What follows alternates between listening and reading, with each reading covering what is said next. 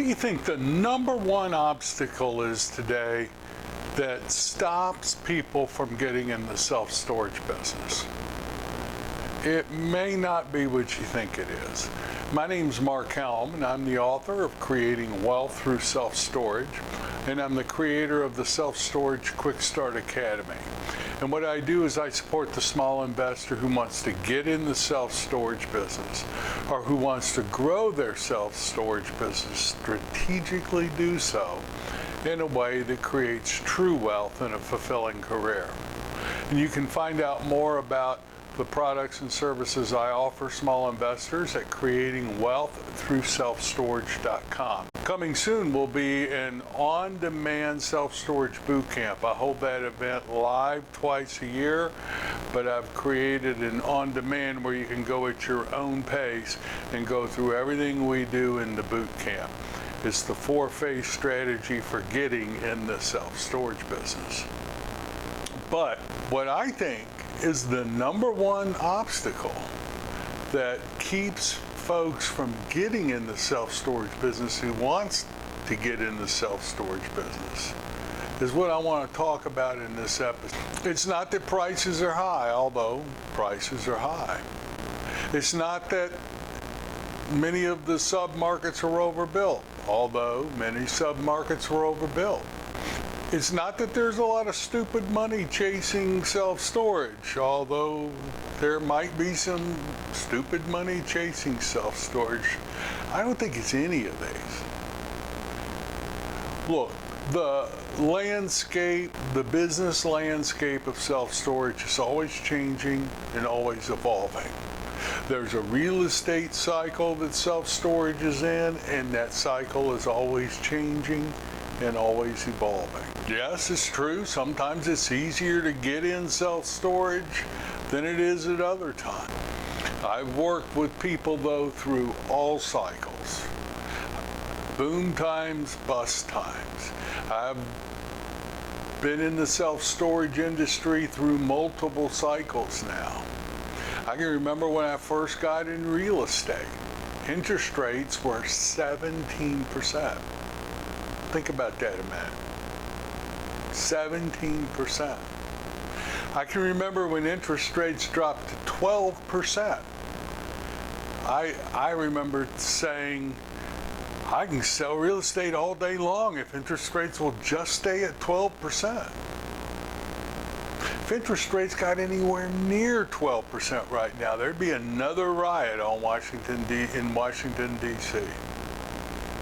Yes, the landscape, the background is always evolving and always changing. But the number one obstacle that stops people from getting in the self-storage business really isn't a function of what's going on in the background landscape. It's always changing. The number one obstacle for getting into real estate, the number one obstacle for getting in the self-storage business today really doesn't have anything to do with market conditions.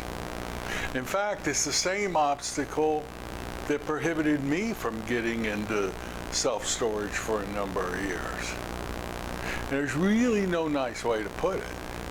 But the number one obstacle is fear. It's your thinking, my thinking.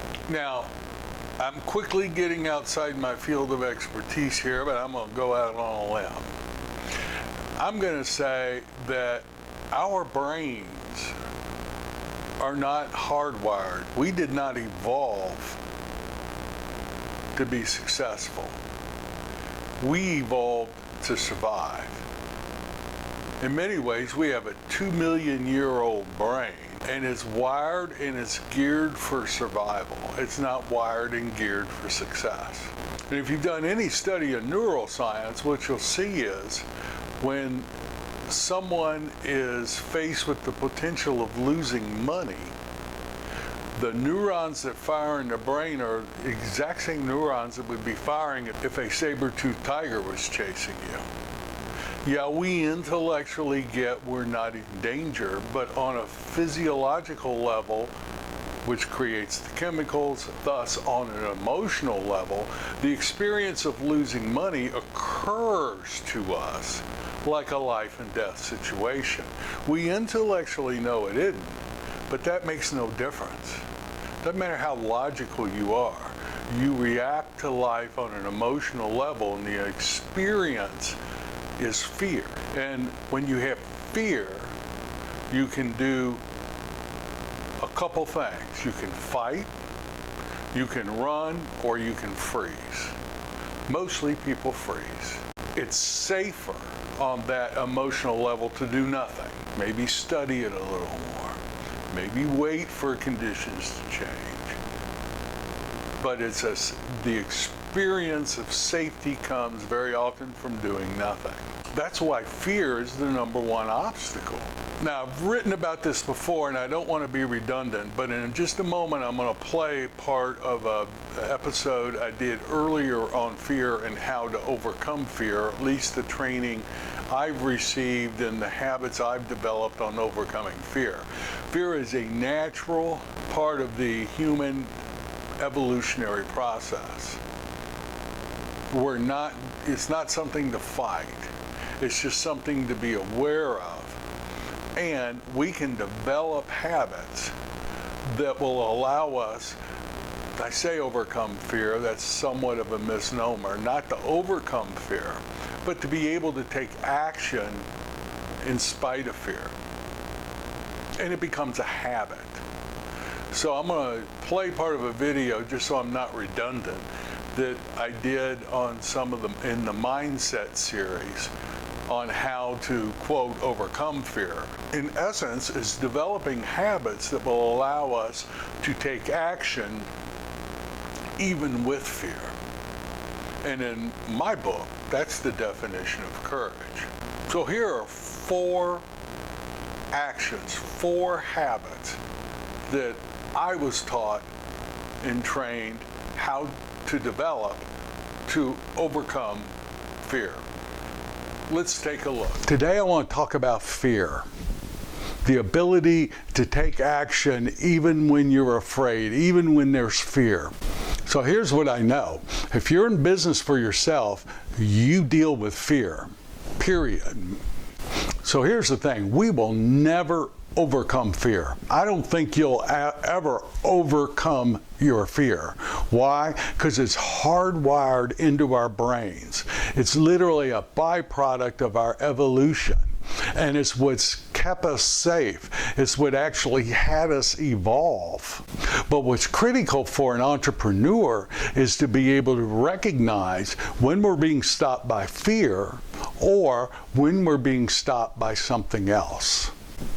Now, there are a few practices that I've learned that support us in dealing with the fear that arises from being a business owner or just being in life itself. But there are a few practices you can do, simple practices, that will give you an edge up on the fear and allow you to more clearly evaluate what's going on in your life. Am I being stopped by fear, or is this really a fundamental thing going on in the market? So here's the first one.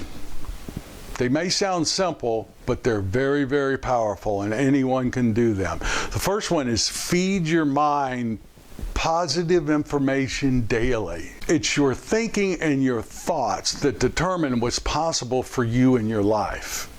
Now, I know your first reaction to this may be a yawn or something like, here he goes again, but think about it. Fear is nothing but a thought. It's a negative thought, but it's nothing but a thought. And a thought can be changed. Now, the problem is fear creates the same chemical reaction in our body that would be created if we were actually physically in danger. Now, the number of times that we're actually physically in danger for most of us is fairly small. But yet our body reacts the same way time and time again. And as that happens, that creates a negative spiral in our thinking. See, the quality of your life at any given moment is 100% contingent on the quality of your thinking at that given moment. 100%. And if we're always focused on the downside, the negative, and our body is dealing with one fear after another, it does create a negative spiral. Now, if the majority of the thoughts we have on a daily basis at any given moment are positive and uplifting, when fear does show up, we begin to have some muscle around recognizing it as fear and not dwelling on it. Just like fear, positive thoughts can have a spiraling effect in our body and in our mind as well. And if the majority of time we're having positive, uplifting thoughts, when a negative fear thought arises, it shows up as fear, and we have muscle now in being able to contain it and deal with it and analyze it and not just react to it. We may intellectually get that, but if we're not have the habit of positive, uplifting thoughts, our body is in a constant state of fear. And it's hard to recognize fear when your body's in a constant state of it. So what do? Well, if you're religious, listen to religious recordings, listen to podcasts, read positive books, hang out with positive people. One thing I do is I extremely limit the amount of information I get from news broadcasts and radio news broadcasts. The amount of fearful information that's on, quote, the news today is enough to drive anyone into a downward spiral. I'm very careful where I get my news information these days. You know what's interesting? My life, without the majority of getting news the way the majority of people do it, my life is still rich and meaningful, and I know what I need to know about what's going on in the world. I know it's important to keep up with current events. Just control the medium and how you get your information. Because fear sells. Fear has people tune in to that news broadcast the next day to see what's going on. Try an experiment. Go 1 week without watching television news or reading a newspaper. See what happens. Just give it a shot. Do an experiment. See if that week doesn't change how you think and how you feel. Your thinking is your most important asset. Let's talk about another practice. And again, these sound simple, but feed your body good food and exercise. Why? Well, the quality of your life, and to a large degree the quality of your business, will be a function of your thoughts. And when you exercise, you think better. Your brain functions better. You actually think more clearly. I can remember one time early in my career, I was having a very familiar problem, and it was not enough money coming in from my business. I was having to feed some different businesses. I was making money on my real estate brokerage, but the other management business and other things I was involved in weren't making money. And I was having to constantly feed all these businesses I was involved in with my brokerage business. And that wasn't going to be able to continue to last too much longer. And I was working with a coach, and I was complaining, I was telling him about this negative thing that's going on in my life. I don't have time. I've got to constantly be brokering. I don't have enough time to do these other businesses, but that's the one business that does make a profit. And I went through this whole litany of what's going on and what the probable future is going to be. And I remember that coach just looked at me and said, "Are you getting any exercise?" And I felt like screaming at the top of my lungs, "Did you just hear what I was telling you?" But that was a very, very insightful question. When you exercise and take care of yourself physically with the food you eat and the exercise, the quality of your brain function significantly improves, and you think better and think more clearly. Make sure that you exercise regularly to whatever degree you can. That'll make a huge difference in your ability to deal with what life throws you, and particularly with the self-storage business is going to throw you. Here's another practice that I found makes a big difference in how we deal with fear. Create a support system for yourself. Create a structure of people that you can talk to where you're not just stuck in your own thinking all of the time. So we hear a lot today about a self-made person. In my opinion, there are no self-made people.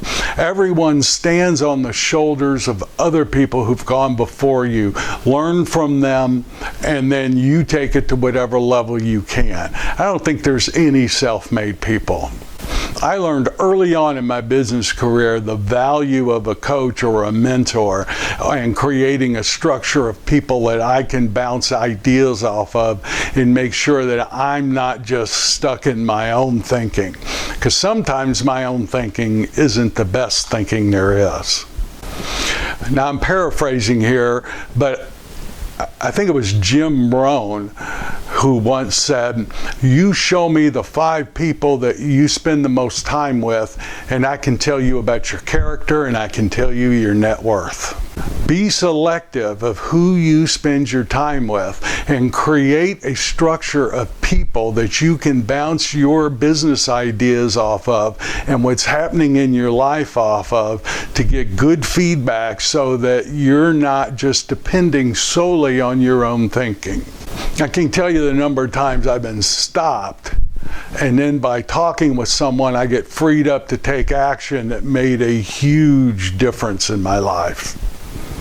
I remember one time early in my career, I was involved in a high-rise luxury condominium project. And the partners asked me to join because I had some real estate marketing experience, and at some point we were going to have to sell these condos. So there was a lot of old money in our marketplace, a lot of high net worth people in this partnership, and so there were all these, very wealthy people, and then there was me, and I was by far the youngest in the group. And mostly what I did was I sat back and I watched how rich people did business. And what happened is it was hard to get a loan. The decision was made to, early on, the decision was made to spend our equity, get the project off the ground, get some sales. That would make getting a loan easier. So we did that. But here was the problem. Everyone who would give a loan for a condominium project wanted personal guarantees. And some of the high net worth people were hesitant to do that. And I totally get it. Why? They would have 100% of the liability, but they'd only have a small percent of the profit. They'd only own, if you're a high net worth person, you own 20 or 30% of the deal. You've got 100% of the liability, but only 20% of the profit. So we were stalled out, and there was a lot of conversations going back and forth with them. And I remember I had a coach at the time, and my coach looked at me and said, "Well, what are you going to do to solve the problem?" And I thought, what do you mean? What am I going to do? I can't tell some $300 million net worth person what to do. He said, "Well, they brought you in here for a reason." And he gave me some very specific instructions on what to do. He told me to quit acting like a wimp. That wasn't the exact word he used, but to quit acting like a wimp and get the partnership together and tell them what's going to happen and what needs to happen to avoid what's going to happen. And so I remember I called a partners meeting with them all, and I was surprised, but everyone showed up at my office just like it was a normal thing to do, to show up at a meeting I called.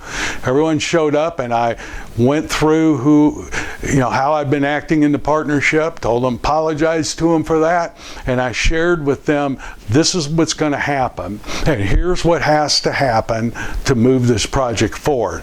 Now, I don't know if it was 100% me, but here's what I do know. Within 2 weeks, we had a loan in place, and that project moved forward.